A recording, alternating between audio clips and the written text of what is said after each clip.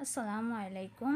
আজকে আরও একটি নতুন ভিডিও নিয়ে পিঠার ভিডিও নিয়ে চলে এলাম আপনাদের সাথে। আশা করছি সবাই একটি লাইক দিয়ে পুরো ভিডিওটির সাথে থাকবেন। তো এই তো আমি প্রথমে চাল গুঁড়ো করে নিয়েছি। আমরা নর্মালি যে চাল দিয়ে ভাত খাই সেই চাল। তারপর ডেক্সিতে পানি বসিয়ে দিয়েছি। পানি গরম হয়ে আসলে স্বাদমতো লবণ দিয়ে আমি একটু একটু করে চালের গুঁড়োগুলোকে দিয়ে আর চামচ দিয়ে নেড়ে চেড়ে নিয়েছি। তারপর এই তো একটা ডো বানিয়ে নিয়েছি। ডো একদম যত বেশি মাটা হবে তত বেশি কিন্তু ভালো হবে। এতটা বেশি পানি দিলে কিন্তু বেশি নরম হয়ে যাবে।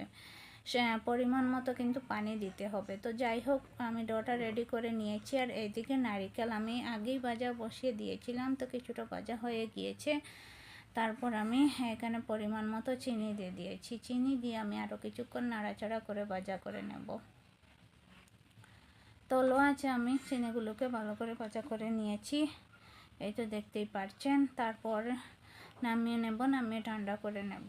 তারপর চলে গেলাম পিঠা বানাতে। তো এই তো আমরা দুইজনই পিঠা বানাচ্ছি। একটু একটু করে হাতে মেখে তারপর ছোট্ট সাইজের একটা রুটির মতো হাত দিয়েই বানিয়ে নিলাম। তারপর চামচ দিয়ে একটু একটু করে নারিকেল দিয়ে আর মুখটা কিন্তু এভাবে করে করে নেব। তো এভাবে করে আমি সবগুলো পিঠা কিন্তু বানিয়ে নেব। আর আপনারা কোন জেলায় কী নামে এই পিঠাকে চিনেন সবাই কমেন্ট করে জানাবেন। আমরা কিন্তু এই পিঠাকে মেরা পিঠা বলি। আর কে কীরকম এই পিঠাগুলো খান সেটাও কিন্তু কমেন্টে জানাবেন। তো যাই হোক, এভাবে করে আমি সবগুলো পিঠা বানিয়ে নিলাম। তারপর এই তো দেখতে পাচ্ছেন সবগুলো পিঠা কিন্তু বানিয়ে নিয়েছি, রেডি হয়ে গিয়েছে। আর একটু দেখিয়ে দিই, একটা পেপারের উপর কিন্তু রেখেছি। একসাথে রাখলে কিন্তু একটাতে আর একটা জমাট বেঁধে যায়। তো যাই হোক, তারপর প্রেশার রাইস কুকারে আমি পানি বসিয়ে দিয়েছিলাম। তারপর এরকম একটা পাত্র নিয়েছি ছেদাওয়ালা।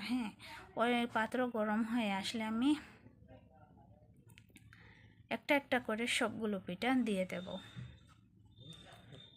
তো কিছুক্ষণ ওয়েট করে করে আমি কিন্তু পিঠাগুলোকে দিয়ে দিয়েছি। তারপর ঢাকনা দিয়ে ডেকে দিয়েছি প্রায় আধা ঘন্টার মতো। আধা ঘন্টা পর এই তো হয়ে গিয়েছে আমার পিঠা, দেখতে পাচ্ছেন অনেকটাই লোভনীয় দেখতে হয়েছে, অনেকটাই সুস্বাদু। তো আমার ভিডিওটি কেমন লাগছে আপনাদের কাছে? যদি ভালো লাগে লাইক কমেন্ট শেয়ার করে পাশে থাকবেন। আজকের মতো এখানেই বিদায় নিচ্ছি। সবাই ভালো থাকবেন, সুস্থ থাকবেন। আল্লাহ হাফেজ।